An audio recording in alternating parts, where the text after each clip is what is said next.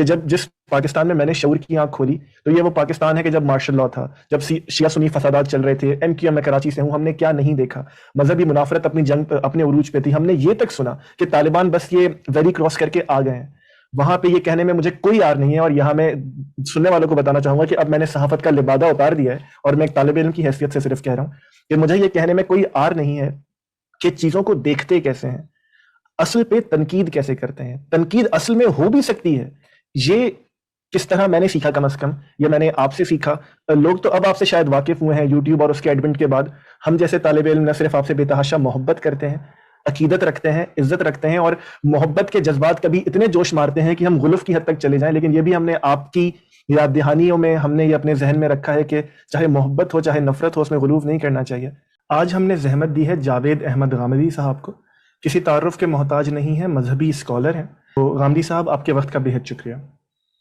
بڑے عنایت، میں حاضر ہوں آپ کے سوالوں کے لیے. غامدی صاحب، سب سے پہلے مجھے یہ بتائیے، جو ہماری سیریز کا عنوان ہے کہ پاکستان کے ساتھ آخر مسئلہ کیا ہے، اس میں یہ بات پہلے سے موجود ہے فلسفے کی زبان میں کہ کوئی نہ کوئی مسئلہ تو ہے. تو کیا واقعی کوئی مسئلہ ہے پاکستان کے ساتھ، یا بس ہم بے وجہ سوچتے ہیں اس بارے میں؟ اس میں کوئی شبہ نہیں، بہت بڑا مسئلہ ہے، اور وہ مسئلہ پاکستان کی پیدائش کے ساتھ ہی پیدا ہو گیا تھا. میں تو اس کو سمجھانے کے لیے اس طرح تعبیر کرتا ہوں کہ ایک بچہ پیدا ہوتا ہے تو بعض اوقات وہ پیدائشی امراض لے کے پیدا ہو جاتا ہے. اس میں بڑی مشکل ہوتی ہے. جو امراض بعد میں لاحق ہوتے ہیں ان کا علاج نسبتاً آسان ہوتا ہے، لیکن پیدائشی امراض بڑی پیچیدگیوں کا باعث بن جاتے ہیں. پاکستان کی پیدائش کے ساتھ جو امراض اس کو لاحق ہو گئے ہیں وہی سب سے بڑا مسئلہ بھی ہے. وہ دو امراض ہیں. ایک یہ کہ پاکستان جب بنا تو دنیا میں نیشن سٹیٹ یا قومی ریاست کا تصور وجود پذیر ہو چکا تھا. یہ اسی پس منظر میں بنا. پاکستان بھی ایک قومی ریاست تھی، نیشن سٹیٹ تھی، اور بھارت بھی ایک قومی ریاست تھی. قومی ریاست کا مطلب یہ تھا کہ ایک جغرافیہ طے ہو گیا ہے، اس میں اب جو لوگ بھی رہتے ہیں ان کا مذہب کوئی اور ہو سکتا ہے، ان کی نسل کوئی اور ہو سکتی ہے، ان کی برادری کوئی اور ہو سکتی ہے، رنگ کوئی اور ہو سکتا ہے، لیکن وہ سب برابر کے شہری ہیں، اور ان کی وطنی قومیت اب پاکستانی یا عراقی یا شامی ہوگی. یہ قومی ریاست کی تعریف ہے، یعنی نیشن سٹیٹ. یہ تصور پیدا ہو چکا تھا پچھلی صدی میں، اور بہت سی قومی ریاستیں وجود میں آ رہی تھیں. چنانچہ اسی اصول پر بھارت بھی ایک قومی ریاست کے طور پر وجود میں آیا، اور پاکستان بھی. اس کو دونوں جانب مذہبی طبقات نے تسلیم نہیں کیا، یا آپ کہہ لیں قدامت پسند طبقات نے اس کو قبول نہیں کیا. ادھر بھی قبول نہیں کیا، ادھر بھی قبول نہیں کیا. جو اس وقت کی قیادت تھی وہ چونکہ مغربی علوم میں تعلیم یافتہ تھی، وہ جدید رجحانات کی حامل ہو چکی تھی، سیاست بھی مغربی سے سیکھ کر آئی تھی، تو اس لیے ان کا تصور تو قومی ریاستی کا تھا. ادھر اگر پنڈت جواہر لال نہرو تھے تو ان کا بھی، اور ادھر اگر قائد اعظم محمد علی جناح تھے تو ان کا بھی. لیکن یہاں جو قدامت پسند طبقات ہیں اور جن کی تعداد دونوں جانب 60-70% کے درمیان رہی ہے، انہوں نے اس کو قبول نہیں کیا. وہ یہ چاہتے تھے کہ یہاں ایک مذہبی ریاست بنے. تو مذہبی ریاست اور قومی ریاست کو اکٹھا نہیں کیا جا سکتا، دونوں کی نوعیت الگ الگ ہے. پہلے دن سے یہ کشمکش پیدا ہو گئی. یہ کشمکش ایک مرض ہے. دوسری چیز یہ ہے کہ اس ملک میں کیا نظام ہوگا. اگر یہاں پر جمہوریت ہونی ہے، اگر یہاں ملوکیت قائم کرنی ہے، اگر آمریت قائم کرنی ہے، تو کیا قومی لحاظ سے ہم یکسو ہیں؟ چونکہ وہی بات جو میں نے پہلے عرض کی کہ اس وقت جو قیادت تھی وہ جمہوری مزاج کی تھی، تو انہوں نے دونوں جانب جمہوریت کا تصور دیا. لیکن ادھر تو کسی حد تک یہ بات قبول کروانے میں وہاں کی قیادت کامیاب ہو گئی. ادھر زیادہ عرصہ نہیں گزرا کہ ہمارے یہاں کی اسٹیبلشمنٹ کہیے، اب نئے نئے نام آ گئے ہیں، یا فوج کہیے یا جو بھی کہیے، انہوں نے اس ساری صورتحال کی بساط الٹ دی. 56 का आइन बन चुका था, उसका खात्मा हुआ और 58 में यहाँ पहला मार्शल लॉ लग गया। ये दूसरे मर्ज का ज़हूर था। ये मर्ज तो पहले दिन से मौजूद था, ये उस दूसरे मर्ज का ज़हूर था। तो इसको अगर खुलासा करें तो ये है कि मजहबी और कौमी रियासत की कशमकश और सिविल मिलिट्री इक़्तिदार की कशमकश, ये मेरे नज़दीक पाकिस्तान का सबसे बड़ा मसला भी है और ये दोनों बुनियादी अमराज भी। गांधी साहब, इस पे एक एक करके बात करते हैं। जो आपने पहला नुक्ता उठाया, ये सुनने को हम, क्योंकि आपको देखते हैं तो आप अमूमी तौर पे ये बात करते हैं, लेकिन सुनने को ये अमूमी पाकिस्तानी के लिए अजनबी मालूम होता है कि हम एक नेशन स्टेट के तौर पे बने। अमूमी तौर पे हमने किताबों में ये पढ़ा, अपने सल्फ़ो सालिहीन से ये सुना कि हम एक मजहबी रियासत हैं। कायदे आज़म का, जिन्ना साहब का वो जुमला भी मौजूद है कि इस्लामिक लेबोरेटरी है जिसमें हमने तमाम एक्सपेरिमेंट्स करने हैं। तो जो आप बात कर रहे हैं ये अजनबी सी महसूस होती है। आप कायदे आज़म की तकारीर पढ़िए, वो बिल्कुल वाज़े हैं। उनकी तकारीर के जो मजमूए हैं, बल्कि उससे भी आगे उन्होंने मजहबी पस मंजर में वो तकरीर की है और उसमें इंग्लिस्तान में जो मजहबी कशमकश रही एक ज़माने में, उसका हवाला देकर तकरीर की है, जो 11 अगस्त की तकरीर समझी जाती है। बहुत से लोग उसको सेकुलरिज्म के तायीद में पेश करते हैं। उसमें असल में उन्होंने यही दो बातें वाज़े की। ये वाज़े किया है कि ये एक कौमी रियासत है और ये वाज़े किया है कि यहाँ अक्सरियत मुसलमानों की है। लिहाजा जब अक्सरियत मुसलमानों की है तो हर कौमी रियासत में जिन लोगों की अक्सरियत होती है वो वहाँ कानून साजी करने का हक रखते हैं और उस कानून साजी में वो अपनी सकाफत, अपनी तहजीब, अपना उर्फ, अपनी माशरत, अपनी मजहबी रवायात को मरहूज रखते हैं। ये दुनिया में हमेशा होता है, जहाँ भी ऐसा होगा ये चीज़ें मरहूज रखी जाएंगी। तो ये दो बातें वो अलग अलग कहते हैं और दोनों अपनी जगह सही हैं। पाकिस्तान उनके नज़दीक एक नेशनल स्टेट है, कौमी रियासत है, मुस्लिम कौमियत की बुनियाद पर वो बनाया गया है और हिंदुस्तान की तकसीम भी इसी उसूल पर हुई है।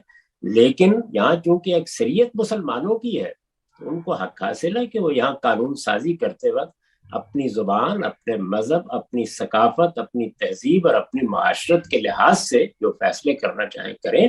ताहम यहाँ के शहरी बराबर के हैं और किसी को दूसरे के ऊपर कोई बर्तरी हासिल नहीं है, ना मजहबी बुनियाद पर और ना नस्ली या रंग की बुनियाद।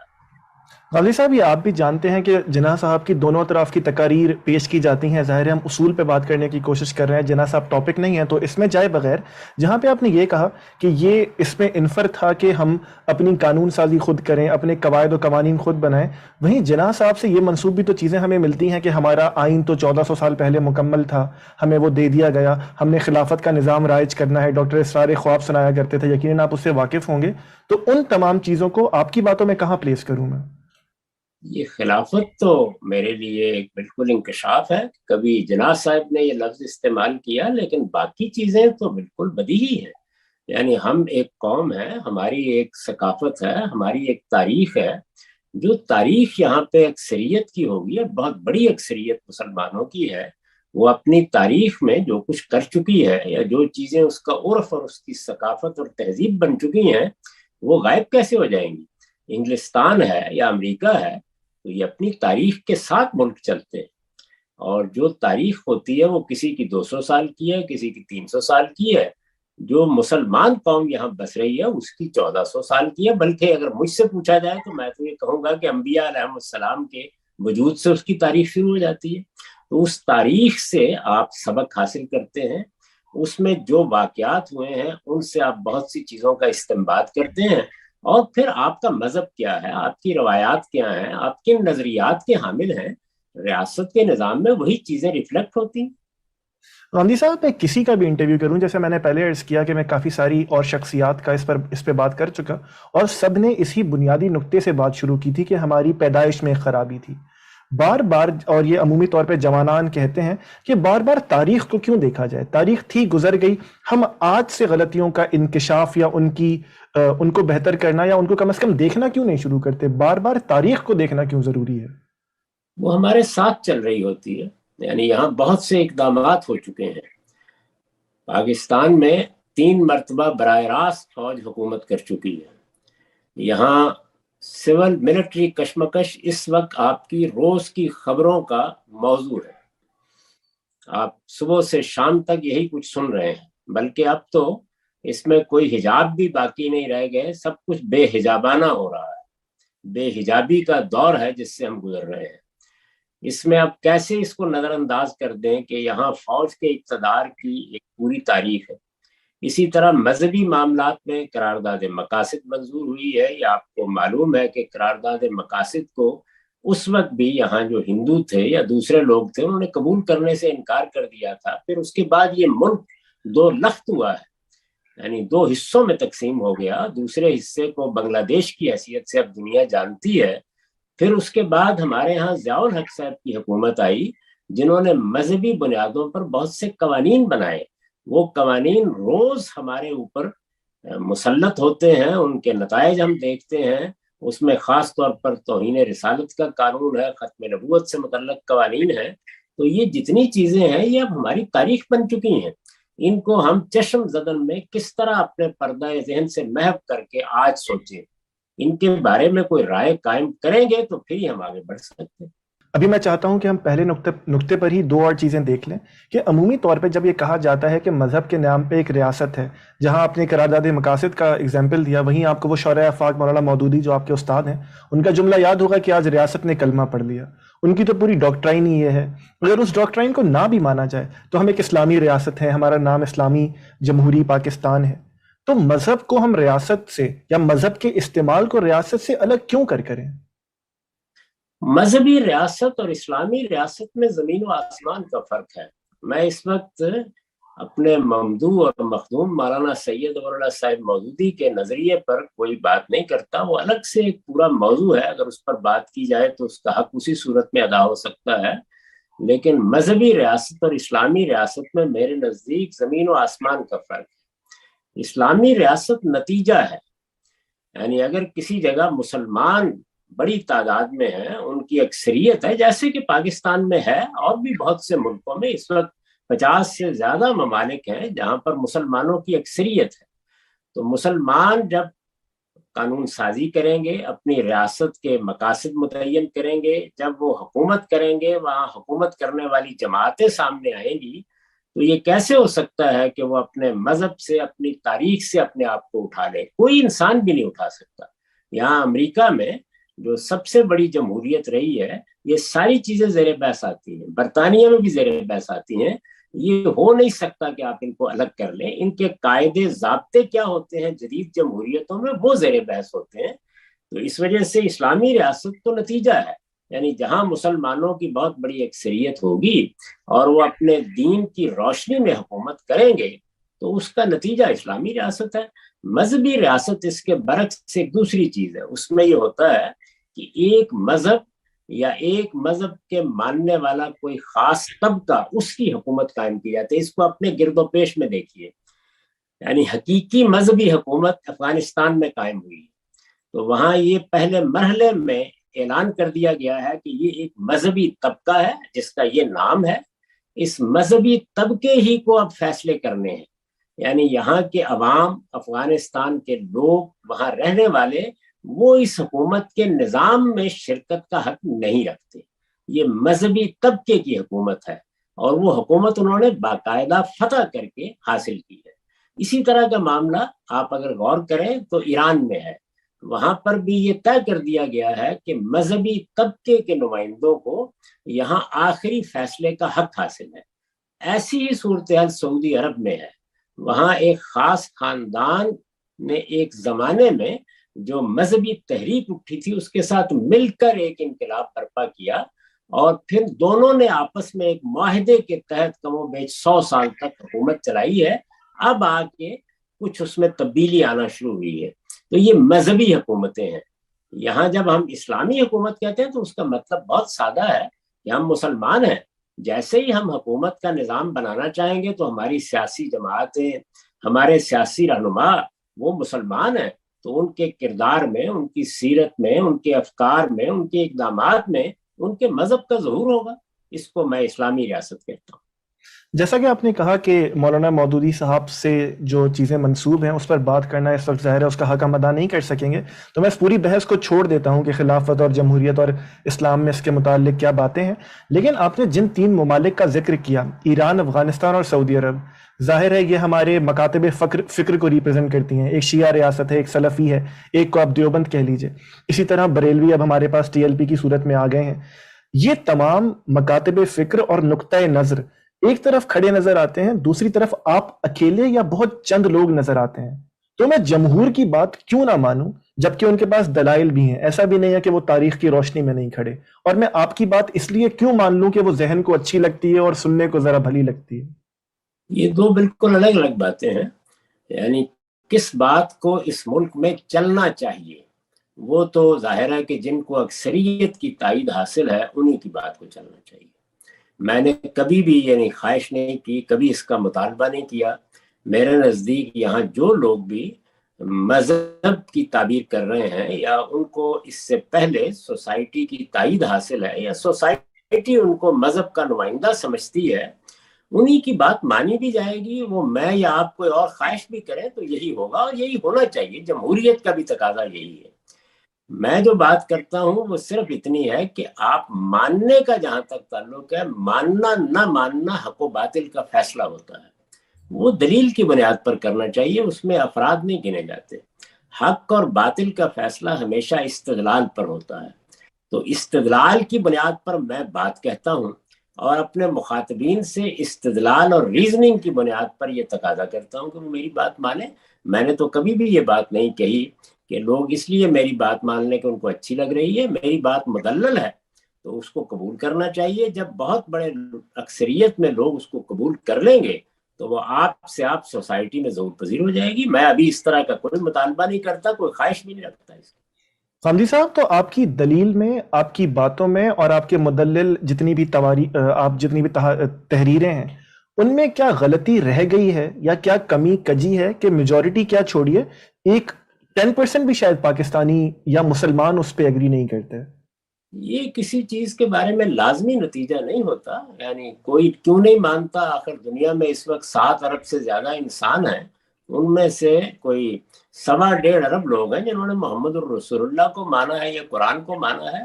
تو اس بنیاد پر تو کوئی فیصلہ نہیں کیا جا سکتا. تاہم میں ایک انسان ہوں، میں اپنے بارے میں یہ دعویٰ نہیں کرتا کہ میری بات غلطی سے پاک ہے. میں تو ایک طالب علم ہوں، اپنی بات دلیل سے کہہ رہا ہوں اور ہمیشہ اس بات کے لیے تیار رہتا ہوں کہ میری غلطی مجھے بتا دی جائے. میں تو اسی چیز کا دائی ہوں کہ ہم سفر جاری کریں. سفر جاری اس وقت ہوتا ہے جب اپنے اوپر بھی تنقید کی جائے، جب بار بار تنقیدی نظر سے چیزوں کو دیکھا جائے. تو میں تو خود بھی یہی کرتا ہوں اپنے افکار کے بارے میں اور ہر ایک آدمی کو یہی دعوت بھی دیتا ہوں. غالدی صاحب، سوال کا جواب رہ گیا. آپ کے خیال میں آپ کے افکار میں یا ترویج کے طریقے میں کوئی غلطی رہ گئی کہ میجورٹی اس کو سننے کو بھی شاید تیار نہیں ہے؟ میں نے اس کا جواب دیا ہے اور وہ یہ کہ یہ کوئی معیار نہیں ہے کسی ٹھیک ہے، چیز کے غلط یا صحیح ہونے کا فیصلہ کرنے کا. ٹھیک ہے. اسی لیے مذہب میں نے جی گزارش کی ہے کہ دنیا کے اندر تو بہت سے افکار خیالات ہیں جن کو 2 آدمی بھی سننے والے نہیں ملے. پیغمبروں کے ساتھ اگر آپ دیکھیں تو کیا معاملہ ہوا ہے، وہ تو اپنی بیویوں کو بھی ساتھ لے کے نہیں نکل سکے. جب آخر میں اللہ نے عذاب کا فیصلہ کیا ہے تو میں نے صرف یہ عرض کیا کہ یہ کوئی معیار نہیں ہے. اس کی بنیاد پر غلطی ہے یہ سوال ہی نہیں پیدا ہوتا. غلطی اور صحت کا سوال استدلال کی بنیاد پر پیدا ہونا چاہیے. جاوید صاحب، مذہب کے متعلق آخری سوال، پھر ہم اسٹیبلشمنٹ اور سیاستدانوں کی طرف چلیں گے کہ ہم بار بار دیکھتے ہیں کہ ایک ہی کتاب ہے قرآن پاک جس سے الگ نتائج اخذ کیے جاتے ہیں، اور جیسے آپ خود بھی کہتے ہیں کہ مذہبی فکر ہے جس میں کمزوری ہے اور اس پر بات ہونی چاہیے. قرآن جب خدا نے اتنی آیات اتاری، کتنا بہتر ہو جاتا کہ وہ بہت کیٹیگوریکلی کہہ دیتا کہ میں اپنی امت سے یا اس دنیا سے یہ چاہتا ہوں قانونی نظام کے حوالے سے اور حکومت کے نظام کے حوالے سے، تو مسئلہ ہی پیدا نہ ہوتا، ہمیں انٹرپریٹیشنز کی ضرورت ہی نہ پڑتی. کوئی ضرورت بھی نہیں ہے. قرآن مجید اپنے پیغام میں بالکل واضح ہے، اپنے احکام میں آخری درجے میں واضح ہے. اس نے جہاں احکام خاص طور پر بیان کیے ہیں وہاں تو کسی دوسری رائے کی گنجائش ہی نہیں رہتی. بہت واضح ہے. ہم اصل میں اس کے سامنے سرنڈر کرنے کے لیے تیار نہیں ہوتے، اپنے ذہن میں خارج کی چیزیں لے کے جاتے ہیں. کوئی روایت لے کے چلا جاتا ہے, کوئی حدیث لے کے چلا جاتا ہے, کوئی فلسفہ لے کے چلا جاتا ہے, کوئی دنیا کے افکار لے کے چلا جاتا ہے, کوئی سائنس لے کے چلا جاتا ہے.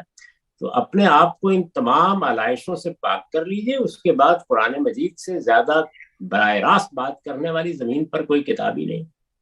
آخری سوال, مجھے معاف کیجیے گا لیکن آپ کے جواب سے وہ سوال اٹھتا ہے, تو پھر باقی تمام لوگ, علماء ہوں, فقہا ہوں, ان سب کو یا غلطی لگی ہے یا تو یہ پاسبلٹی ہے, دوسری پاسبلٹی ہے کہ وہ بددیانت تھے. ان دونوں میں سے اگر آپ کیٹیگوریکلی جواب دے سکیں. ہماری جو تاریخ ہے بڑی روشن تاریخ ہے, اس میں بڑے جلیل القدر اہل علم پیدا ہوئے ہیں اور انہوں نے اپنی طرف سے بڑی دیانتداری کے ساتھ دین کو سمجھا ہے. بڑی ان کی غیر معمولی خدمات ہیں, اس میں تو کوئی دو رائے نہیں ہو سکتی, لیکن وہ انسان تھے. ان کا کام بحیثیت مجموعی اتنا غیر معمولی ہے کہ ہم آدمی کے کندھوں پر کھڑے ہو کر بات کر رہے ہیں. کسی ایک فن اور علم کو بھی اگر مجھے موقع ہو تو میں بتاؤں آپ کو کہ اس میں کتنے بڑے لوگ ہم نے پیدا کیے ہیں اور وہ روشنی کا منار ہے. یہ صورتحال یوں نہیں ہے. اصل چیز یہ ہے کہ اس معاملے کو جاری رہنا چاہیے. یہ ریویو کا عمل, تنقید کا عمل, کرٹیسزم کا عمل جاری رہنا چاہیے. یہ کچھ پچھلے 200-300-400 سال سے ہمارے یہاں بہت کمزور ہو گیا ہے. اس کا نتیجہ ہے جو ہم دیکھ رہے ہیں. انسانی کام ہمیشہ اس کا تقاضا کرتا ہے کہ وہ ریویو سے گزرے گا, ریکنسٹرکشن سے گزرے گا, ریفارمیشن سے گزرے گا. اس کو ایک لمحے کے لیے بھی آپ اس طرح نہیں چھوڑ سکتے. تو جب کسی قوم میں یہ رجحان پیدا ہو جائے کہ وہ اپنے افکار پہ تنقید نہیں کرے گی, تو وہ اگر سائنس ہے تو آئنسٹائن اور نیوٹن جیسے لوگوں کے افکار کی خدمت سے بھی محروم ہو جائے گی. غامدی صاحب, دوسرا نقطہ جو آپ نے اٹھایا تھا کہ سیاستدان یا سیاسی طبقہ اور جو ہماری افواج ہیں, اسٹیبلشمنٹ ہے, آپ نے خود کہا کہ انہیں جو بھی نام دے لیجیے, اب تو طرح طرح کے نام آتے ہیں, ان کی رفت اور حق حکمرانی کس کا ہے, یہ بنیادی مسئلہ ہے. اس کو میں پھر بنیاد سے لینا چاہوں گا کہ یہ وہی فوج ہے کہ جو انڈیا کے پاس بھی آئی, ہمارے پاس بھی آئی. ان کے پاس ان کا کردار بالکل مختلف نظر آتا ہے اور ہمارے پاس لگتا ہی نہیں ہے کہ وہی سیم فوج ہے. تو کیا کیمیائی غلطی ہوئی یا کیا کیمیائی فرق ہے دونوں میں؟ کوئی فرق نہیں ہے. وہ بھی یہاں کی فوج تھی, اصل میں انگریزوں ہی نے اس کی بنیاد رکھی تھی. اور یہ بھی اس میں ظاہر ہے کہ مسلمانوں کی تعداد زیادہ ہے, اس میں ہندوؤں کی تعداد زیادہ ہے, اور وہ لازمی نتیجہ ہے اس بات کا کہ دونوں ریاستیں اصلاً اسی بنیاد پر بنائی گئی تھی.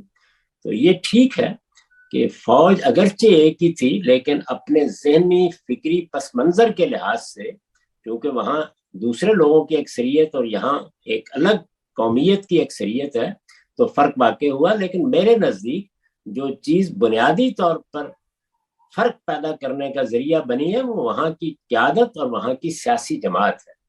کانگریس مسلم لیگ سے بہت پہلے ایک سیاسی جماعت کے طور پر منظم ہو چکی تھی. اس کی ساری جدوجہد سیاست کی جدوجہد تھی. اس میں بڑے اعلیٰ درجے کے کارکن تھے, اس میں نیچے کے طبقات سے لوگ اٹھ کر آئے تھے اور ان کی قیادت اس سے پیدا ہوئی تھی. پھر یہ کہ جو قیادت پیدا ہوئی اس قیادت کو موقع ملا. ابوالکلام آزاد جیسے شخص کو وزارت تعلیم پر کافی عرصہ گزارنے کا موقع ملا, وہ کہیں 58 میں دنیا سے رخصت ہوئے ہیں.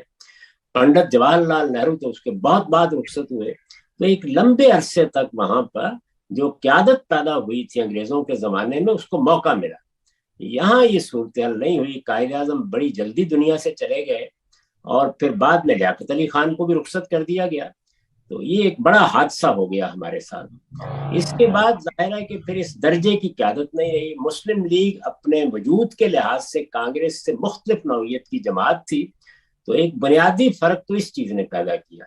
اور پھر اس کے ساتھ دوسری چیز یہ ہے کہ وہ ایک ملک تھا جو پہلے سے موجود تھا, ہم ایک ملک تھے جو وجود میں آیا تھا. تو یہاں ایک نیریٹو بنانا ممکن ہو گیا, اور وہ نیریٹو پہلے بھی تھا, آج بھی ہے. اس بیانیے پر یہ ملک چل رہا ہے کہ یہ قائم نہیں رہ سکتا اگر یہاں پر ایک بڑی غیر معمولی فوج, بڑے ہتھیار, یہ چیزیں موجود نہ ہوں. چنانچہ سارا رخ ایک بڑی فوج, بڑے ہتھیار, یہاں تک کہ ایٹم بموں کی طرف ہو گیا.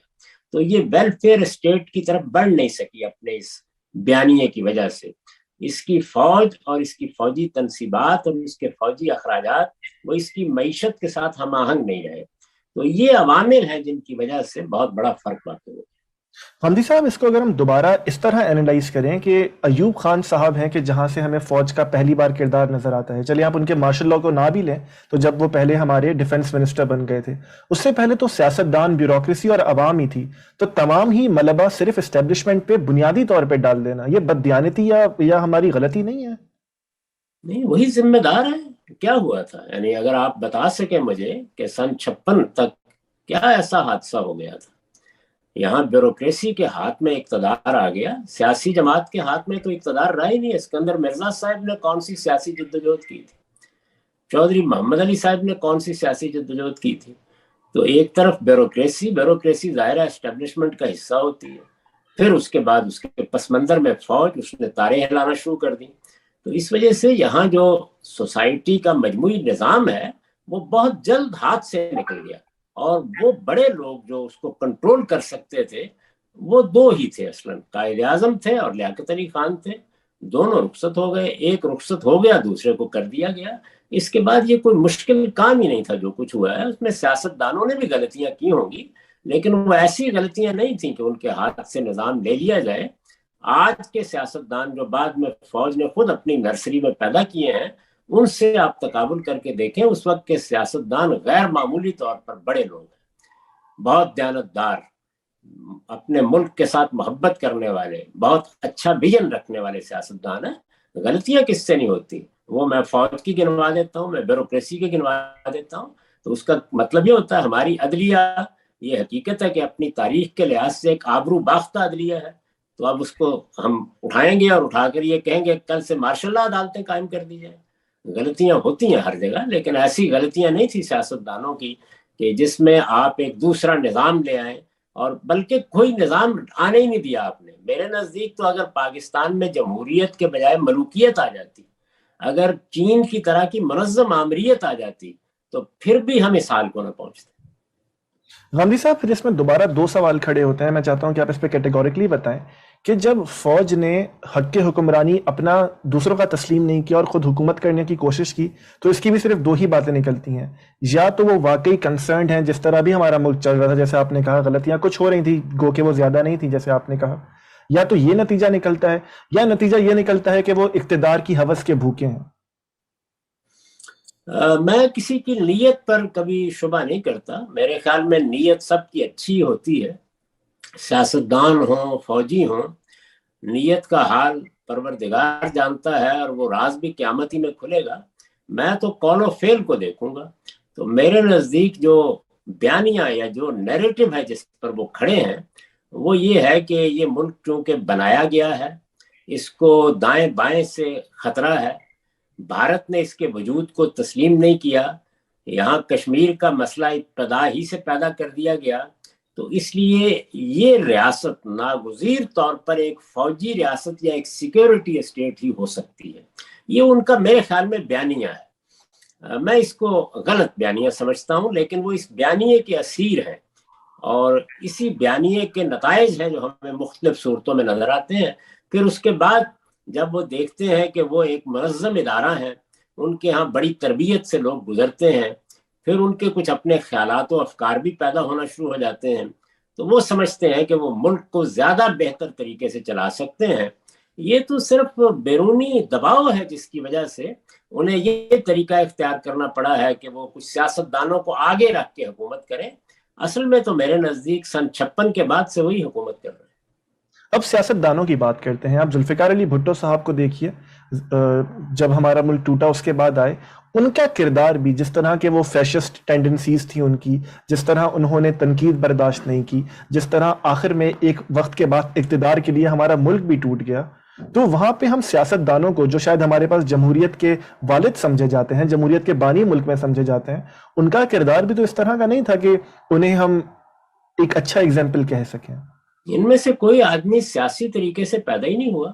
جمہوریت میں سیاستدان ایسے نہیں پیدا ہوتے، وہاں پر بہت نیچے سے سیاستدان اٹھتے ہیں. وہ عام طور پر جو آپ کے ہاں کے بلدیاتی انتخابات کہیں یا مقامی حکومتیں ہیں، وہاں سے کردار ادا کرنا شروع کرتے ہیں. پھر وہ صوبوں کی سطح کے اوپر اپنی ذمہ داریاں پوری کرتے ہیں. ایک لمبا سیاسی عرصہ گزارنے کے بعد یہ معلوم ہوتا ہے کہ اب انہیں ذرا بڑی ذمہ داری سنبھالنی ہے. یہ سب سیاستدان جن کے آپ نام لیتے ہیں، بھٹو صاحب بہت اچھے کیلیبر کے سیاستدان تھے، بہت پڑھے لکھے تھے، ان کے افکار خیالات میں بھی بہت سی جدت کی چیزیں تھیں، یعنی بڑی خوبیاں رکھتے تھے، ذہانت بھی تھی ان کے اندر.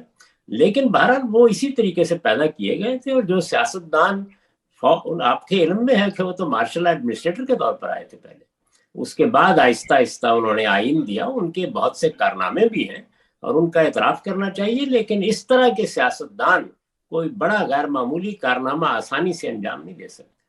غازی صاحب، اس کے بعد ہم بھٹو صاحب کے بعد جمپ کرتے ہیں ضیاء الحق صاحب کے مارشل لاء کے بعد، کیونکہ سویلینز آ گئے تھے. چلیں آپ نواز شریف صاحب پہ یہ تنقید کر سکتے ہیں جو آپ نے بھٹو صاحب پہ کی، اب بے نظیر صاحبہ پہ تو یہ تنقید نہیں کر سکتے کہ ان کا سیاسی جنم جی ایچ کیو میں یا فوج کے پاس ہوا تھا، لیکن جو بندر بانٹ ہوتی رہی نواز شریف اور بیوی کے درمیان، وہ بھی تو اسی طرح ہمیں نظر آتی ہے. اس وقت اس طرح کی کوئی بڑی طاقت جس کے ہاتھ میں بندوق ہے وہ پیچھے سے کردار ادا کرے تو آپ کے رویے نارمل نہیں رہتے.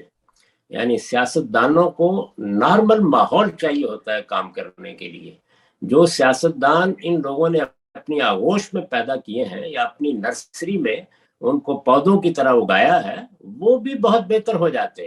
اور ان کی جماعتیں بھی آہستہ آہستہ یہاں اچھی سیاسی جماعتوں کی صورت اختیار کر لیتی، لیکن نہیں کر سکی. اس کی بڑی وجہ یہ ہے کہ ان کو در حقیقت اپنے بقا کی جدوجہد میں ڈال دیا جاتا ہے. ذرا دیکھیں بے نظیر کو کتنا عرصہ باہر رہنا پڑا. ذرا یہ دیکھیے کہ کس طرح جلاوطنی سے سیاستدان گزرتے ہیں، کس طرح جیلوں میں جاتے ہیں. یعنی یہ ساری داستان جتنی ہے وہ کیا ہے؟ انہیں معلوم ہوتا ہے کہ یہاں ہمیں نہ پورا اقتدار ملے گا، نہ پورے فیصلے کرنے کے لیے مواقع ملیں گے. بے نظیر کا دور دیکھ لیں آپ، اس کے بعد نواز شریف کا دور دیکھ لیں. بعض چیزوں کے بارے میں جب سیاستدانوں نے قدم رکھا ہے تو اس کے بعد ان کے لیے جینا ناممکن بنا دیا گیا ہے. افغانستان میں کیا ہونا ہے، امریکہ کے ساتھ تعلقات کی کیا صورت ہوگی، کشمیر کے معاملے میں کیا رائے قائم کرنی ہے، ہندوستان کے ساتھ معاملات کیسے کرنے ہیں، ہم نے علاقائی طاقتوں کے معاملے میں کیا کردار ادا کرنا ہے. یہ وہ چیزیں ہیں کہ جو پہلے مرحلے میں سیاستدان خیال کرتے ہیں کہ چلیے اگر فوج ہی کر رہی ہے، اسٹیبلشمنٹ ہی کر رہی ہے تو ہم اپنے دائرے میں کچھ نہ کچھ کر لیں گے. لیکن جس وقت وہ اوپر جاتے ہیں تو انہیں یہ محسوس ہوتا ہے کہ ان چیزوں کے بارے میں کوئی رائے قائم کیے بغیر تو یہاں کی معیشت بھی نہیں چلائی جا سکتی، یہاں پر سڑکیں بھی نہیں بنائی جا سکتی، یہاں پر حکومت کے نظام میں استحکام ہی نہیں پیدا کیا جا سکتا. تو یہ بات یاد رکھیے کہ سب سے بڑی ضرورت یہ ہوتی ہے کہ امن قائم ہو ریاست میں، اور دوسری یہ کہ اس میں پولیٹیکل سٹیبلٹی ہو، سیاسی استحکام ہو. یہ دونوں چیزیں ہیں جن کو غارت کر کے رکھ دیا گیا ہے. افغانستان میں جو پالیسی ہم نے اختیار کی اور ہم نے کشمیر میں جو کچھ کیا اور بلوچستان میں جو کچھ کیا اور کر رہے ہیں، آپ جانتے ہیں اس کا نتیجہ کیا نکلا؟ 35-40 سال تک ہم نے اپنے گلی محلوں میں لوگوں کو مرتے، اپنے بچوں کو مرتے، اپنی عورتوں کو مرتے دیکھا ہے. یہ سب کیا ہوا ہے؟ یہ سب کچھ تو یہ امن تھا. یعنی اتنی بدامنی میں ہم جیتے رہے ہیں، اس کی داد دینی چاہیے ہمیں. غمزی صاحب، اگر ہم پچھلے 5 سے 6 سال چھوڑ دیں، میں پھر سے وہیں سے سلسلہ جوڑوں گا جہاں میرا سوال ٹوٹا تھا، کہ ہم بی بی صاحبہ کے کردار کو دیکھیں یا نواز شریف صاحب کے کردار کو دیکھیں، پھر مشرف صاحب کے ساتھ جو نواز شریف نے معاہدہ کیا اس کو دیکھیں، پھر زرداری صاحب کی حکومت اور نواز شریف صاحب کی حکومت کو دیکھیں، تو اگر آپ یہ کہتے ہیں کہ انہیں یہ احساس ہوا کہ ہم تبدیلی نہیں لا سکتے، تو پھر اس گناہ بے لذت کا فائدہ کیا؟ گالیاں بھی کھائیں، تنقید بھی برداشت کی، کوئی کام بھی نہیں کر سکے، اور اس کے بعد کبھی کھل کر سامنے بھی نہیں ہے. جی ہاں، ظاہر ہے کہ وہ انہی لوگوں کے پیدا کیے ہوئے سیاستدان تھے. شروع میں تو بالکل طفلانہ طریقے کے اقدامات کرتے رہے. آہستہ آہستہ شعور بہتر ہونا شروع ہوا، سیاسی شعور بھی بہتر ہوا، سماجی شعور بھی بہتر ہوا. آپ دیکھیں، میں ایک ایک شخص کا تجزیہ کر کے آپ کو بتا سکتا ہوں کہ اس کے افکار خیالات میں تبدیلیاں آئیں، اس کے سوچنے کے انداز میں تبدیلیاں آئیں. لیکن جس وقت وہ تبدیلیاں آتی ہیں تو اب آپ اندازہ کریں نا کہ ایک شخص وزارت عظمیٰ کے منصب پر ہے اور اسے یکمیک احساس ہوتا ہے کہ وہ کچھ بھی نہیں کر سکتا، اور اگر وہ ایک قدم بھی اٹھائے گا تو اسے 10 لوگوں کو راضی رکھنا ہے. اور ایک بہت بڑی قوت ہے جو اصل میں اقتدار پہ کھڑی ہے، بڑے فیصلے اس کی مرضی کے خلاف کیے ہی نہیں جا سکتے. یہ جو کچھ ہم نے پچھلے 4-5 سال میں دیکھا ہے، یہ تو ایک غیر معمولی تمثیل ہے. میرا احساس تو یہ ہے کہ کسی اچھے لکھنے والے کو اسے تمثیل میں ڈھال دینا چاہیے. دنیا اس سے عبرت حاصل کرے گی کہ اس طرح کے کام کرنے کا آخر نتیجہ کیا نکلا کرتا ہے. یہ آپ دیکھ رہے ہیں اس وقت ہمارے ہاں گلیوں اور بازاروں میں بچے، یہ ایک چھوٹا سا بچہ ہے جس کی تصویر بار بار دکھائی جا رہی ہے اور میرے لیے سخت تکلیف دہ ہے. یہ کس جرم میں؟ جرم یہ ہے کہ پھر اس نے گالی دے دی، یہ نتیجہ نکلتا ہے. تو سوچنا چاہیے ان لوگوں کو جو اس ملک کی تقدیر سے کھیلتے رہے ہیں کہ وہ یہاں کسی ایک نظام کا فیصلہ ہونے دیں.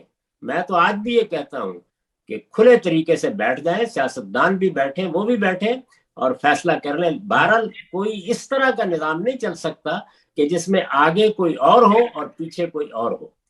ایک نظام ہوگا. ملوکیت قائم کرنی ہے تو بالکل قائم کیجئے، لیکن اس طرح جیسے امارات میں ہے، سعودی عرب میں ہے، وہ قائم ہو جائے گی تو آپ دیکھیں وہ ملک ترقی کر رہے ہیں، ترقی کر گئے ہیں. آمریت قائم کرنی ہے تو منظم ادارتی آمریت قائم کریں جیسے کہ چین میں. میں ان کا حامی نہیں ہوں کسی چیز کا، میں صرف یہ عرض کر رہا ہوں کہ اس کا کچھ نتیجہ نکلے گا.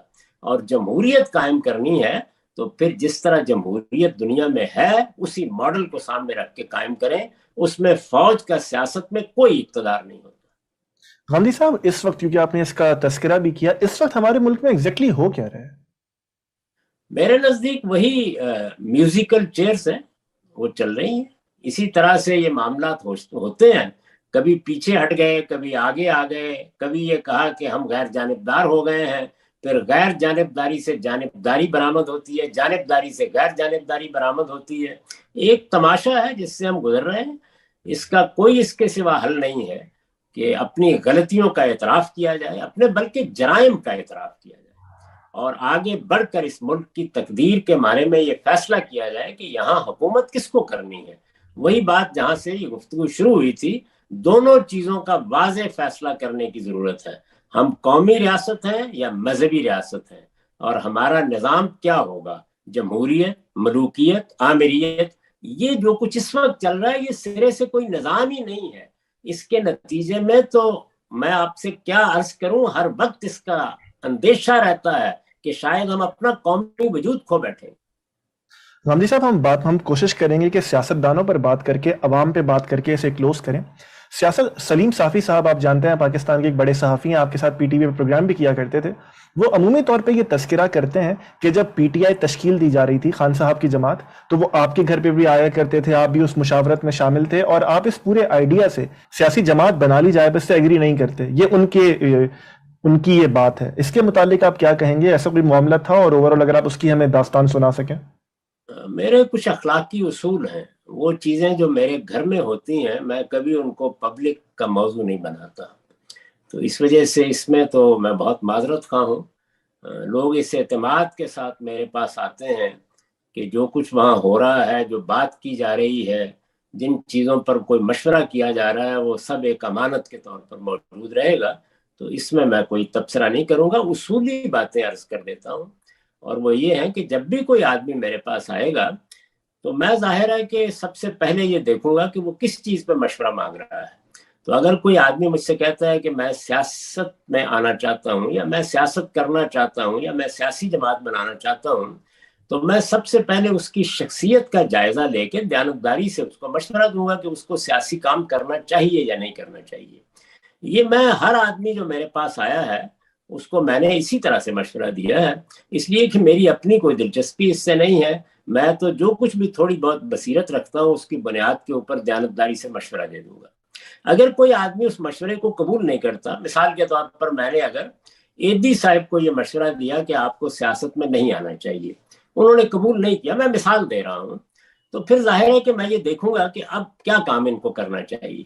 تو اگر کوئی آدمی اس کے بعد، یہ ضروری تو نہیں کہ میرا مشورہ وہ مان لے، وہ یہ کہتا ہے کہ نہیں مجھے سیاست ہی کرنی ہے، تو میں پھر کوشش کروں گا کہ سیاست کے بارے میں جو میری آراء ہے، یا میرے خیال میں جو اس قوم میں سیاسی شعور پیدا ہونا چاہیے، یا سیاسی جماعتیں جن اصولوں پر بننی چاہیے، میں کوشش کروں گا کہ اس کے معاملے میں اپنی آراء اس کے سامنے رکھ دوں. ان کو ماننا نہ ماننا پھر اس کا کام ہے، اس پہ میں نہ کبھی پیچھا کرتا ہوں، نہ ان چیزوں کو پبلک میں موضوع بناتا ہوں. میرے ہاں تو اس تک پہ پابندی ہوتی ہے کہ اس طرح کے لوگ ملنے کے لیے آئیں یا کوئی بات کریں تو اس کی کوئی تصویر بھی نہیں بنا سکتا. غامدی صاحب، اب ذرا عوام کی بات کرتے ہیں. ہم وہی ہیں، ظاہر ہے اس کا حصہ آپ اور میں بھی ہیں، کہ چاہے وہ ہمارے ساتھ معاشرتی ظلم ہو، چاہے وہ معاشی ظلم ہو چاہے وہ سیاسی ظلم ہو، ہر طرح کا معاملہ ہوا ہے، اور اب تو جس طرح آپ نے کہا کہ ہر چیز برہنہ ہو گئی ہے، لیکن ہم دیکھتے ہیں کہ ہمارے پاس کوئی بھی جینوئن تحریک نہیں اٹھتی، جینوئن لوگ آگے نہیں آتے، کوئی بات نہیں ہوتی، کوئی سلیقے سے تنقید نہیں ہوتی. یہ کیا کیمیائی خرابی ہے ہمارے اندر؟ اس میں کئی عوامل ہیں. یعنی ایسا کیوں ہوا ہے؟ ہم بحیثیت ایک قوم اچھی تنقید کی روایت پیدا ہی نہیں کر سکے، اور اس میں ایک بڑا سبب یہ ہے کہ آپ جس موضوع پر بھی تنقید کے لیے زبان کھولیں گے اس کو فتنے سے تعبیر کیا جاتا ہے. یعنی جو مقلدانہ روش ہمارے ہاں مذہب میں ہے، جو مقلدانہ روش سیاست میں ہے، جو پاکستان کے وجود کے بارے میں تصورات میں ہے، یہ آپ جانتے ہیں کہ ہمارے ہاں تو ایک مضمون ہے مطالعہ پاکستان، جو کوئی ضروری نہیں ہوتا، کہیں بھی نہیں پڑھانا چاہیے، اس لیے کہ اس طرح کی چیزیں پڑھانے کے نتیجے میں آپ ذہن کی تشکیل کرنا چاہتے ہیں، جس سے زیادہ خطرناک کوئی چیز نہیں ہوتی. تو یہ صورتحال ہے کہ اس میں کوئی چیز بھی آپ تنقید کا موضوع بنائیں، یعنی آپ قائد اعظم پر تنقید نہیں کر سکتے، آپ علامہ اقبال پہ تنقید نہیں کر سکتے، آپ مذہبی افکار پہ تنقید نہیں کر سکتے، آپ سیاسی اقدامات پہ تنقید نہیں کر سکتے، آپ عدلیہ پہ تنقید نہیں کر سکتے، آپ فوج پہ تنقید نہیں کر سکتے. تو تنقید تو ہمارے ہاں ایک شجر ممنوع ہے، اور تنقید کے بغیر نہ حقائق واضح ہوتے ہیں، نہ علم پیدا ہوتا ہے، نہ اعلیٰ درجے کے لوگ پیدا ہوتے ہیں. ایک گھٹن کی فضا پیدا ہو جاتی ہے، اس میں پھر کوئی کلندر ہوتے ہیں پھر جو اپنی زندگی خطرے میں ڈال کر کچھ کہہ دیتے ہیں، آسان نہیں ہوتا لوگوں کے لیے. تو یہ صورت ہے. میں جانتا ہوں، میں نے یہ کام کیا ہے، یعنی مذہبی افکار کی تشکیل جدید کا کام کیا ہے، موجود مذہبی افکار پر تنقید کا کام کیا ہے، تو مجھے معلوم ہے کہ اس کا مجھے کیا قیمت ادا کرنی پڑی ہے. یہ قیمت ہر شخص ادا نہیں کر سکتا. حمدی صاحب ساتھ ہی یہ بھی بتائیے، گو کہ اس میں مختصراً آپ کے جواب میں وہ موجود ہے، لیکن میں چاہتا ہوں آپ کیٹیگوریکلی اس پہ بات کیجئے کہ ایک کہ ہمارے رویوں میں جمہوریت بھی نہیں ہے، ہم صرف جمہوریت کو یہ سمجھتے ہیں کہ الیکشن ہو جائے حکومت آ جائے، اس پر بھی کلام کیجئے. ساتھ ہی اس پر بھی کلام کیجئے کہ آپ نے ریسنٹلی دیکھا ہوگا کہ ہمارے پاس مذہبی انتہا پسندی بھی بے تحاشا عوام میں بڑھ رہی ہے. یہاں تک کہ کراچی میں ایک واقعہ ہوا، ایک کیو آر کوڈ میں ظاہر الگ طریقے کے کیریکٹرز ہوتے ہیں، اس میں کسی کیریکٹر میں رسول خدا کا نام دکھ رہا تھا، اور اس بیس پہ ایک پورا مال جلا دیا گیا. اگر آپ ان دونوں پہ کلام کریں، جمہوریت ہمارے رویوں میں کیوں نہیں ہے اور یہ مذہبی انتہا پسندی کیوں بڑھ رہی ہے؟ ہم مسلمان قوم ہیں، اور ہمارا جتنا مذہبی فکر ہے وہ جمہوریت کو قبول ہی نہیں کرتا. آپ دیکھیے کہ جہاں جہاں اس کو بغیر کسی رکاوٹ کے وجود پذیر ہونے کا موقع ملا ہے یا حکومت میں آنے کا موقع ملا ہے، وہاں اس نے جمہوریت کو قبول نہیں کیا. تو اسی وجہ سے میں ہمیشہ یہ کہتا ہوں کہ آپ کوئی چیز خارج سے نہیں لا سکتے، آپ کو پہلے اس بیانیے کو درست کرنا ہوتا ہے جس پر کسی قوم کے ذہن، فکر اور نفسیات کی تشکیل ہوئی ہے. جمہوریت ہمارے ہاں مانی نہیں جاتی. ہم تو جب شعور کی عمر کو پہنچے تو سب سے پہلے مجھے خود یاد ہے کہ میں نے ایک تقریر کی ہے اسکول میں، اور اس کا عنوان ہی یہ تھا کہ جمہوریت ایک طرز حکومت ہے کہ جس میں بندوں کو گنا کرتے ہیں تولا نہیں کرتے. تو ہم یہیں سے اپنی زندگی کی شروع کرتے ہیں. ہر شخص کو خلافت ہونی چاہیے، اور خلافت کیا چیز ہوتی ہے، اور وہ ایک الگ چیز ہے. اور جمہوریت میں تو قرآن میں لکھا ہوا ہے کہ اکثریت ہمیشہ گمراہ ہوتی ہے. تو یہ مذہبی تصورات ہیں، میں اس وقت کوئی تبصرہ نہیں کر رہا ان پر، اس سے ہماری ذہنی تشکیل ہوتی ہے. جمہوریت کو ہم نے طون و کرہن قبول کیا ہوا ہے. ورنہ مجھے یہ بتائیے کہ اگر افغانستان میں طالبان 20 سال تک جنگ کرتے ہیں کہ ہم اپنی حکومت قائم کرنا چاہتے ہیں، تو ہمارے ہاں سے کیا مذہبی لحاظ سے، کیا ہماری افواج سے، کیا ہمارے سیاستدانوں سے زوردار آواز اٹھی کہ آپ کو کوئی حق نہیں ہے افغانستان کے عوام کی رائے کے خلاف حکومت قائم کرنے کا؟ کبھی یہ آواز اٹھی؟ سنی آپ نے؟ جی نہیں اٹھی. ہم نے تو تائید کی ان کی دبے لفظوں میں. آپ اس سے اندازہ کر لیجئے. اور اس کے بعد کیا اس وقت ہمارا مذہبی طبقہ ان کو کہہ رہا ہے، یہاں کے دانشور ان کو کہہ رہے ہیں کہ آپ نے غلط کام کیا ہے؟ آپ یاد کیے اس وقت یہ حکومت قائم ہوئی تھی تو میں نے اس موقع کے اوپر جو کچھ عرض کیا تھا وہ دو ہی نکات تھے. ایک یہ کہ آپ کو افغانستان کے عوام کی رائے کے خلاف حکومت کرنے کا کوئی حق نہیں ہے، یہ افغانستان کے عوام فیصلہ کریں گے.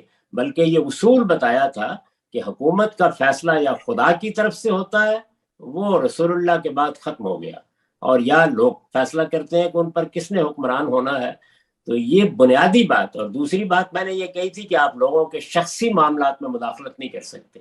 اسلام کی روح سے آپ کو مداخلت کا حق نہیں ہے, خدا نے آپ کو اس کا حق نہیں دیا. تو یہ باتیں کیا کسی اور شخص کی زبان سے آپ نے اس پورے پاکستان میں سنی ہے؟ تو اس کا مطلب یہ ہے کہ شخصی آزادی, لوگوں کے بنیادی حقوق, جمہوریت, قانون کی حکمرانی, قوموں کا حق خود ارادی, ان میں سے کسی چیز کے بارے میں ہماری کوئی مثبت رائے نہیں ہے. اور میرے نزدیک یہی 4 چیزیں ہیں جن پر دور جدید کا سیاسی فکر کھڑا ہے. تو ہم اس کنفیوژن کو دور اگر نہیں کریں گے تو آپ کیا کہہ سکتے ہیں, جمہوریت آ جائے گی, کوئی سوال نہیں اس کا. یہاں انتہا پسندی موجود ہے, فکر میں موجود ہے, بیانیے میں موجود ہے, یہاں کے تصورات میں موجود ہے. اسی کا ظہور اصل میں پھر اس طرح کے واقعات میں ہو جاتا ہے جس کا آپ نے حوالہ دیا. یہ ظہور پرسیکیوشن میں ہوتا ہے, یہ مختلف مذہبی طبقات سے اپنی بات منوانے کی صورت میں ہوتا ہے. یہ جو کچھ ہمارے ہاں ہوا ہے یہ ہم خود اعتراف نہیں کرتے اس بات کا, کیا کمی کی ہے ہم نے اس طرح کے معاملات میں. اسی لیے میں نے عرض کیا کہ ایک واضح فیصلہ کرنا چاہیے اس قوم کو کہ یہ کس سمت میں جانا چاہتی ہے.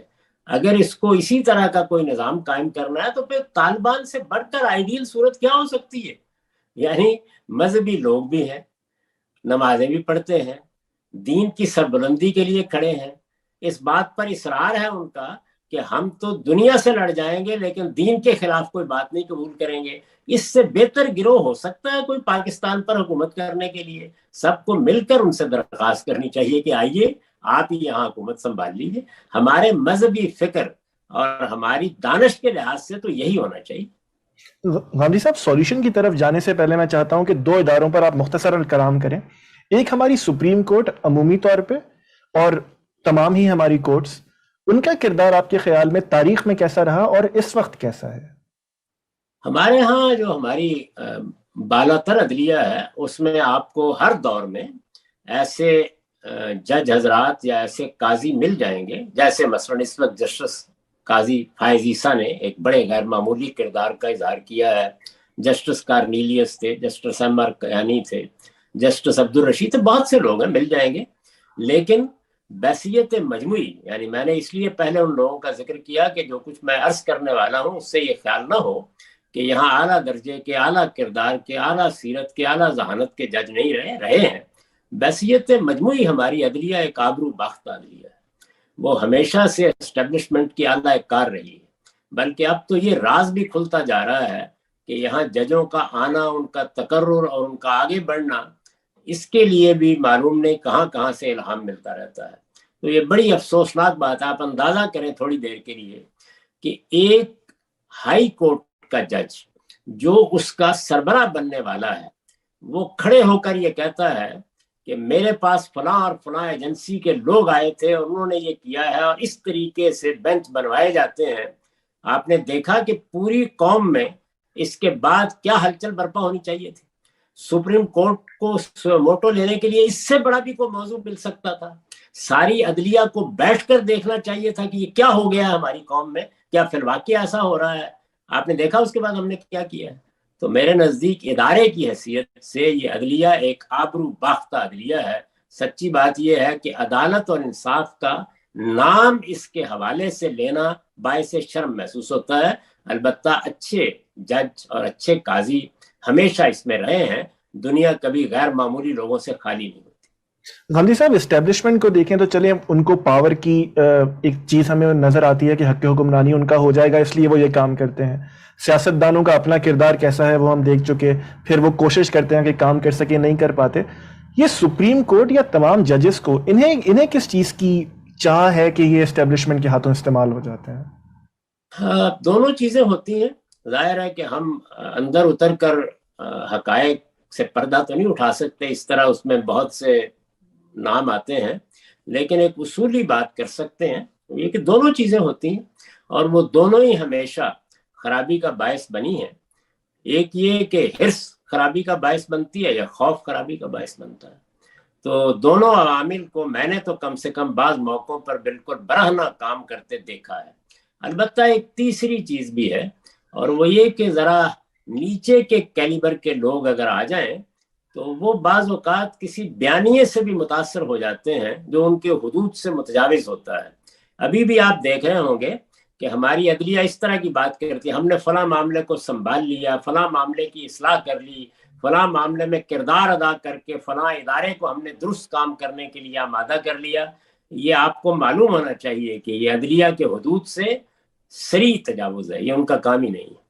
عدلیہ کا کام صرف یہ ہے کہ وہ اندھے ہو کر قانون کا نفاذ کرے، یہ اس کا کام نہیں ہے. تو جب آپ دائیں اور بائیں سے الہام حاصل کریں گے، مقاصد سامنے رکھ کر فیصلے دیں گے، کچھ مقاصد کو اپنے سامنے رکھ کر اپنے ہاں بہت سے تضادات پیدا کرتے چلے جائیں گے، تو پھر یہی کچھ ہوتا ہے جس کو ہم دیکھ رہے ہیں. حمدی صاحب، آخری ستون ہمارا میڈیا، ذرائع ابلاغ، ان کا کردار آپ کی نظر میں کیسا رہا ہے؟ اس میں بھی وہی صورتحال ہے کہ آپ کو بہت لوگ ملیں گے، بعض ادارے بھی جن کا بہت اچھا کردار رہا ہے، اور کہا جا سکتا ہے کہ ان میں انفرادی طور پر بعض دانشور، بعض صحافی، اسی طرح سے بعض پروگرام کرنے والوں نے قوم کی تعمیر میں بڑا غیر معمولی کردار ادا کیا ہے. اور اب بھی اگرچہ بہت سے لوگ ان میں سے نکال دیے گئے، لیکن کسی نہ کسی درجے میں اس طرح کے لوگ اپنا کردار ادا کر رہے ہیں.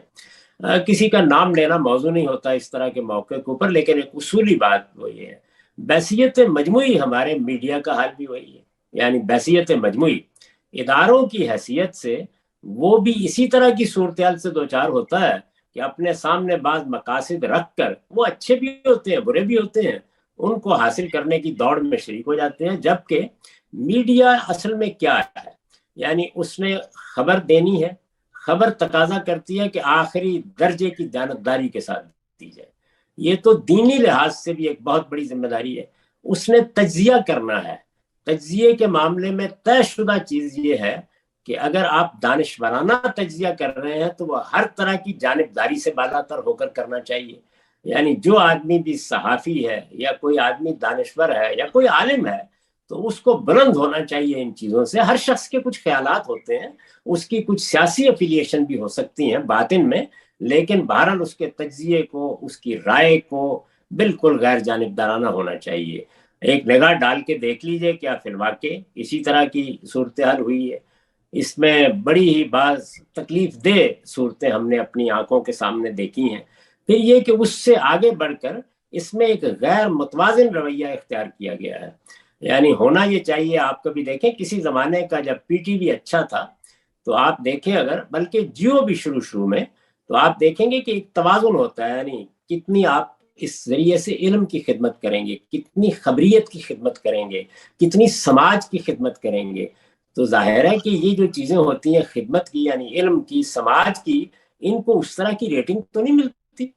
تو یہاں صورتحال یہ ہے کہ اگر آپ غور کر کے دیکھیں تو ایک لائن لگی ہوئی ہے انہی چیزوں کی، وہی چیزیں صبح و شام ریپیٹ ہو رہی ہیں، وہی داستان سنائی جا رہی ہے، وہی ماتم ہو رہا ہے. یعنی اس کے اندر سے علم بھی خارج، اس کے اندر سے دانش بھی خارج، اس کے اندر سے سماجی تجزیے بھی خارج. تو اس میں غیر متوازن رویے ہیں جنہوں نے ہمارے میڈیا کی تشکیل کی ہے. اگر ان کو توازن میں بھی رکھا جائے، اب بھی صرف اتنا فیصلہ کر لیا جائے کہ ان کے اندر علم کا، دانش کا، سماج کا، انسانی نفسیات کا، اس کی تعمیر کا، قوم کے مقاصد کا ایک توازن موجود رہے گا، اور اس توازن کے لحاظ سے پروگراموں کو وقت دیا جائے گا، تو اسی سے بہت کچھ درست ہو سکتا ہے. لیکن آپ ایک نظر ڈال کے دیکھ لیں کیا صورتحال ہے. غامدی صاحب، چند آخری سوال. آپ نے پہلے نقطے سے یہ ہمارے سامنے فرمایا کہ دو بنیادی مسئلے ہیں، ایک کہ ہمارا حق حکمرانی کس کے پاس ہے، دوسرا کہ ہماری اسٹیٹ کی نیچر کیا ہے، ہم ہیں کیا.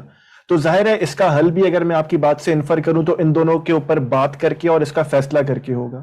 یہ اتنا آسان معلوم تو نہیں ہوتا کہ یہ ہم کر کیا سکیں. کر سکتے ہیں، جو صحیح بات ہے وہ کہنی چاہیے. یہ مجھے معلوم ہے، اگر مجھے یہ پتا چلے کہ کسی میرے عزیز کو کینسر کا، سرطان کا مرض ہے، تو یہ مجھے معلوم ہے کہ اس کا علاج بہت مشکل ہے، لیکن پھر ایفرٹ بھی اسی درجے کی ہونی چاہیے. تو اس لیے میں اگر یہ بات کر رہا ہوں یا آپ یہ بات کر رہے ہیں تو اس امید پر کر رہے ہیں کہ لوگوں کو شعور ہوگا اور وہ مل بیٹھیں گے اور ان تمام چیزوں کا تجزیہ کریں گے اور اس معاملے میں ایک واضح موقف اپنائیں گے. ہمارا عمومی سیاسی رویہ یہ ہے کہ کسی نہ کسی طریقے سے آپ کوئی مصالحت کا راستہ نکال کے بس آگے چلتے چلے جائیں. تو ہم چیزوں کے اوپر، وہ ایک بڑی اچھی تعبیر اختیار کی تھی مولانا سید ابواللہ صاحب مودودی نے ایک موقع پر کہ ہمارے ہاں تعفن سے بھرا ہوا مین ہول ہوتا ہے، ہم اس کے اوپر ایک تھان لا کے ململ کا ڈال دیتے ہیں اور پھر خوش ہوتے رہتے ہیں کہ یہاں تو نہ کوئی غلاظت ہے نہ تعفن ہے، دیکھ نہیں رہے آپ کیا خوبصورتی ہے ہمارے ہاں۔ تو یہ رویہ ہم اختیار کرتے ہیں، جبکہ اس ململ کے تھان کو اٹھا کے ایک طرف رکھیے، تعفن ہے تو آئیے مل کے اس کو صاف کریں اور ایک ایک چیز کا سامنا کریں کہ کیا چیزیں ہیں۔ اور میں آپ سے عرض کروں کہ یہ اس وقت موضوع نہیں ہے، یہ کل 5-7 بڑے مسئلے ہیں جن کے بارے میں اگر ہم قومی اتفاق رائے پیدا کرنے میں کامیاب ہو جائیں تو پھر اس کے بعد ہم قومی حیثیت سے اپنے اندر بڑی غیر معمولی قوت رکھتے ہیں۔ آپ امید ہی امید دیکھیں گے اور ایسے معلوم ہوگا کہ جیسے ہر طرف سے سورج نکلا ہے۔ غامدی صاحب یہ کریں گے کیسے؟ ہم بے شک ان پوائنٹس پہ بات نہیں کرتے، لیکن ان سب پر قومی اتفاق رائے ہوگا کیسے؟ ہم تو شاید کسی ایک پالیسی پر بھی متفق نہیں ہوتے۔ جی اسی لیے کہ ہمارے ہاں ایسے لوگ نہیں ہیں جو آگے بڑھ کر کوئی کردار ادا کر سکے۔ مجھے یاد پڑتا ہے کہ ایک زمانے میں مولانا ظفر احمد صاحب انصاری ہوتے تھے اور میں نے دیکھا ان کو کہ بڑے نازک موقعوں پر وہ یہ کردار ادا کرتے تھے۔ نواب نصر اللہ خان صاحب میں بھی یہ صلاحیت موجود تھی۔ میرا احساس یہ ہے کہ اس طرح کے لوگ ہونے چاہیے جو یہ کردار ادا کریں، وہ لوگوں سے ملیں، ان کو توجہ دلائیں، اور جو کچھ بھی ہمارے ہاں جیسا کچھ بھی ہے، بہرحال انسان اپنی فطرت کے لحاظ سے اچھے ہی ہوتے ہیں، ان کی نیت جو کچھ بھی ہے وہ اللہ کے ہاں واضح ہو جائے گی، لیکن ان کے سامنے یہ بات رکھنی چاہیے کہ قوم کے بنیادی مسئلوں میں ایک واضح بیانیہ اختیار کیے بغیر آپ وقتی طور پر کچھ تدبیریں کر سکتے ہیں، آپ قوم کو راستہ نہیں دکھا سکتے۔ اور جب تک ہم اس طرح کے بڑے لوگ پیدا نہیں کرتے تب تک ایک عام شخص، میرے جیسا شخص کیا کرے؟ آپ وہی جو کر رہے ہیں، جو آپ کی ہمت ہے، جو آپ کی استطاعت ہے، جو آپ چراغ جلا سکتے ہیں، وہ اگرچہ ایک ٹمٹماتا ہوا دیا ہو، اس سے کبھی بھی، میں تو بالکل ایک طالب علم ہوں، میری کوئی حیثیت نہیں ہے، مجھے تو 2 آدمی بھی نہیں جانتے تھے، میں یہ جانتا تھا کہ میرا کوئی پس منظر نہیں ہے، میں ایک ذمہ دار گھرانے میں پیدا ہوا تھا، اس لیے جو کچھ میں کر رہا ہوں کون سنے گا، لیکن بہرحال جو کچھ میں کر سکتا تھا وہ میں نے پوری کوشش کی ہے کہ کروں، آج بھی کر رہا ہوں۔ میرے خیال میں جب بڑے لوگ یہ کام کرنے کے لیے تیار نہ ہوں تو ہم جیسے چھوٹے چھوٹے طالب علموں کو اپنی ذمہ داری ادا کرنی چاہیے۔ غامدی صاحب اس بابت آخری سوال، ڈیفالٹ فائنینشیل ہمارے سر پہ کھڑا ہے، انتہا پسندی اتنی ہے کہ ہم شاید اب بات سننے کو تیار نہیں ہیں، جیسے میں نے پہلے آپ کو کراچی کے صدر کا ایگزامپل دیا۔ سیاست میں اتنی نفرت ہے کہ آپ دیکھتے ہیں کہ ہم کس طرح کے القابات استعمال کرتے ہیں، ظاہر ہے وہ ہے جو زبان سے نکلتا ہے، دلوں میں خدا جانے کیا ہے۔ ہمارے پاس اتنا وقت ہے کہ ہم آپ اور تمام لوگ تعلیم کی کوشش کریں، ہر چیز تو ہمارے تباہی تو ہمارے سر پہ کھڑی ہے۔ اس میں کوئی شبہ نہیں ہے، میرا بھی احساس یہی ہے جو آپ کا احساس ہے، آپ بھی جو صورتحال دیکھ رہے ہیں میں بھی وہی صورتحال دیکھ رہا ہوں، اس وجہ سے مجھے اور آپ کو یا جس کو بھی اللہ اس کا شعور دے، وہ اگرچہ ایک طالب علم ہی کیوں نہ ہو، ہاں کے پکارے لوگوں کو توجہ دلانی چاہیے کہ وہ خدا کے لیے سنبھلنے کی صحیح کریں۔ اب معاملہ وہ آ گیا ہے کہ جس میں کوئی بڑا حادثہ اس قوم اور اس ملک کے ساتھ ہو سکتا ہے، مجھے بھی دعا کرنی چاہیے کہ اللہ تعالیٰ ہی اپنی عنایت سے اس سے محفوظ رکھے، اور آپ کو بھی دعا کرنی چاہیے۔ وہ جو حالی نے کہا تھا نا کہ خاصہ خاصان رسول وقت دعا ہے، امت پہ تیری آ کے عجب وقت پڑا ہے، اس وقت پاکستان کی بھی یہی دعا ہونی چاہیے۔ غامدی صاحب میری طرف سے آخری سوال، کیونکہ ہم جتنی بھی فروحی باتیں کریں، ہم فلسفیانہ باتیں کریں، اصل تان آگے ٹوٹتی ہے کہ جو بھی پاور میں ہوگا وہ کوئی چینج لا سکے گا ہمارے ملک میں۔ الیکشنز جب بھی ہوں، اس سال ہوں، اگلے سال ہوں، آپ خود کس کو ووٹ دیں گے اگر آپ دیں؟ اور اب آپ کے خیال میں پاکستانی عوام کو جو سوچتے سمجھنے کی صلاحیت رکھتے ہیں انہیں ووٹ کس کو دینا چاہیے؟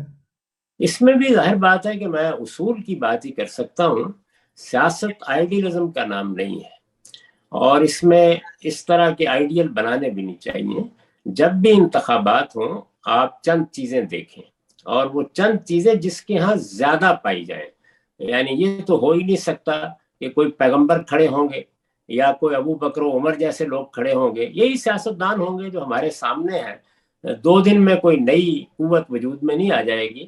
تو جب یہ سامنے آئے تو دیکھنا چاہیے کہ پہلے تو وہ 4 چیزیں جو میں نے عرض کیا ہے، یعنی قانون کی حکمرانی، بنیادی حقوق، جمہوریت اور قوموں کا حق خود ارادی، یہ میرے نزدیک 4 ارکان ہیں جدید سیاست اور جدید ریاست کے۔ ان کے بارے میں کس کا ریکارڈ بہتر ہے، پہلی بات یہ دیکھنی چاہیے۔ پھر یہ کہ ان میں سیرت اور کردار کے لحاظ سے کون لوگ نسبتاً اچھے ہیں، اور جو جماعت بھی اپنی کوئی ٹیم سامنے لا رہی ہے بحیثیت مجموعی وہ ٹیم کیسی ہے، اور یہ دیکھنا چاہیے کہ کیا کسی کے پاس کوئی پروگرام بھی ہے یا محض نعرے، محض باتیں، محض دشنام، محض سب و شتم ہی ہے۔ تو یہ چیزیں ہیں جن کو دیکھنا چاہیے کہ کس کے ہاں زیادہ ہے، اور پھر تقابل میں جس کے بارے میں اطمینان ہو جائے اس کو ووٹ دے دینا چاہیے۔ ہم نے اب تک پورے موقع پر کوشش کی، میرے پاس آپ کے لیے اور سوال نہیں ہے کیونکہ ہم وقت مکمل کر چکے، کہ ہم اصول پر بات کر سکیں، کیونکہ جیسے آپ خود کہتے ہیں کہ معاملہ اگر اس کے اسٹیبلشمنٹ سے ہی خراب ہے، لائک بنیاد سے خراب ہے، تو اس پر بات کر کے ہی معاملہ حل ہوگا۔ میں چاہتا ہوں کہ آپ اس پہ آخری کلام کیجئے کہ اس پورے مسئلے میں کہ پاکستان کے ساتھ مسئلہ کیا ہے، ہم کس طرف جا رہے ہیں، کیا واقعی ہمارے پاس جو حل پیش کیا جاتا ہے اس کا وقت بھی موجود ہے، اور ہمارے لیے فیوچر کیا ہو سکتا ہے۔ اس پہ اگر آپ چند آخری کلمات کہنا چاہیں تو ہم اسے کلوز کرتے ہیں۔ میں اس پر بھی اللہ کا شکر ادا کرتا ہوں کہ اگرچہ میں نے یہ بتایا ہے آپ کو کہ ہمارے امراض میں ایک بڑا مرض یہ ہے کہ یہاں ہم یہ طے نہیں کر پائے کہ حق حکمرانی کسی کے پاس ہے، اور یہ طے نہ کرنے میں جو چیز سب سے بڑی رکاوٹ بن رہی ہے وہ اصل میں ہماری اسٹیبلشمنٹ ہی ہے۔ اس کے باوجود میں یہ کہتا ہوں کہ اس کا وجود چونکہ ایک طاقت ہے، اس لیے ہمیں مہلت زیادہ مل جاتی ہے۔ یہ بھی اللہ کا قانون ہے۔ اس وقت بھی یہ مہلت ہمارے پاس ہے کہ اگر آج بھی ہم سوچنے کے لیے تیار ہوں، سمجھنے کے لیے تیار ہوں، بات کرنے کے لیے تیار ہوں، اور بنیادی مسائل پر میں نے ایک مضمون لکھا تھا، آپ کو یاد ہوگا، ریاست کے بارے میں جوابی بیانیہ۔ تو اصل میں پاکستان کو ایک اس طرح کے بیانیے کی ضرورت ہے، وہ مداہنت یا مصالحت کی بنیاد پر نہیں، حقائق کی بنیاد پر ترتیب پانا چاہیے۔ ہم یہ فیصلہ کریں کہ ہم ایک قومی ریاست ہیں، ہم یہ فیصلہ کریں کہ سیاست کی بنیادی اقدار، یہ جو 4 چیزیں میں نے بیان کی ہیں، ان میں ہماری کیا رائے ہے۔ ہم یہ فیصلہ کریں کہ آئندہ کے لیے ہم اس ملک کو کس طرف لے کے جائیں گے، ہمارا ویژن کیا ہے۔ میرے خیال میں اگر آج بھی ہم یہ فیصلہ کرنے کے لیے بیٹھ جائیں تو ایسی بھی مایوسی نہیں ہے، راستے نکل آئیں گے، لیکن یہ فیصلہ کرنے کے لیے بھی انہی کی طرف دیکھنا پڑے گا جن کو میں نے سب سے زیادہ ہدف تنقید بنایا ہے۔ غامدی صاحب، ایک اور اجازت مجھے آپ سے چاہیے، اور یہ آن ریکارڈ ہی میں آپ سے مانگ رہا ہوں کہ کیا یہ ممکن ہے، میں کبھی اس طرح نہیں کرتا کہ میں انٹرویو کے بعد اپنی کوئی رائے پیش کروں، اس لیے آپ نے دیکھا کہ میرے سوالوں میں بھی میری رائے نہیں ہوتی، میں آخر میں اگر کچھ آپ سے کہنا چاہوں، اگر آپ کی اجازت ہو تو۔ جی ضرور، بے تکلف فرمائیے۔ غامدی صاحب، یہ ایک طالب علم کا 50واں انٹرویو تھا، ظاہر ایک بہت چھوٹا سا مائل سٹون ہے جو میں نے اپنی طرف سے اچیو کیا، اور حسن بھائی سے تقریباً میں 1 مہینے سے کہہ رہا تھا کہ حسن بھائی، میری خواہش ہے، اور یہ ایک طالب علم کی خواہش ہے، ایک محبت کرنے والے کی خواہش ہے کہ یہ چھوٹا سا مائل سٹون میں آپ کے ساتھ اچیو کروں۔ تو جہاں میں ان کا بے تحاشا شکریہ ادا کرتا ہوں، میں آپ کا بھی شکریہ ادا کرتا ہوں، اور مجھے یہ کہنے کی اجازت دیجیے کہ جس پاکستان میں میں نے شعور کی آنکھ کھولی تو یہ وہ پاکستان ہے کہ جب مارشل لاء تھا، جب شیعہ سنی فسادات چل رہے تھے، ایم کیو ایم میں کراچی سے ہوں، ہم نے کیا نہیں دیکھا، مذہبی منافرت اپنی جنگ اپنے عروج پہ تھی، ہم نے یہ تک سنا کہ طالبان بس یہ ویری کراس کر کے آ گئے ہیں۔ وہاں پہ یہ کہنے میں مجھے کوئی عار نہیں ہے، اور یہاں میں سننے والوں کو بتانا چاہوں گا کہ اب میں نے صحافت کا لبادہ اتار دیا ہے، اور میں ایک طالب علم کی حیثیت سے صرف کہہ رہا ہوں کہ مجھے یہ کہنے میں کوئی عار نہیں ہے کہ چیزوں کو دیکھتے کیسے ہیں، اصل پہ تنقید کیسے کرتے ہیں، تنقید اصل میں ہو بھی سکتی ہے، یہ کس طرح میں نے سیکھا، کم از کم یہ میں نے آپ سے سیکھا۔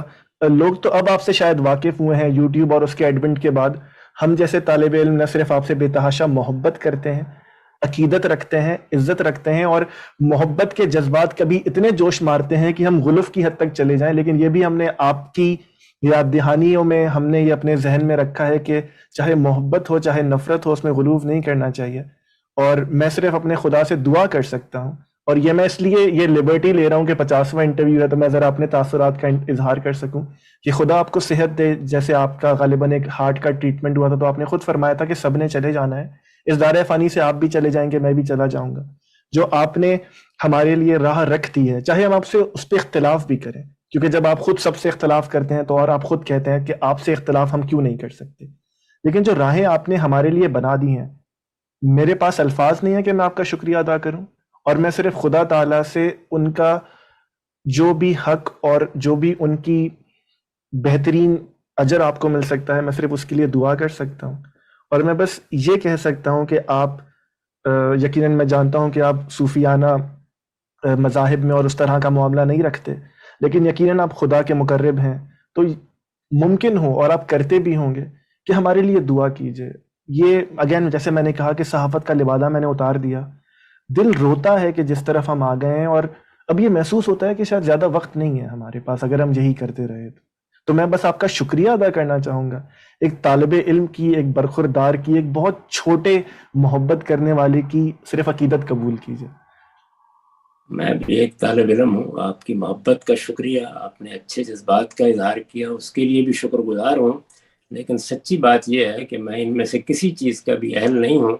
بس یہی دعا ہے کہ اللہ تعالیٰ جو کچھ کیا ہے اس کو قبول کر لے، اور اس قوم پر بھی عنایت فرمائے، اور ہم سب پر اپنا خاص کرم رکھے۔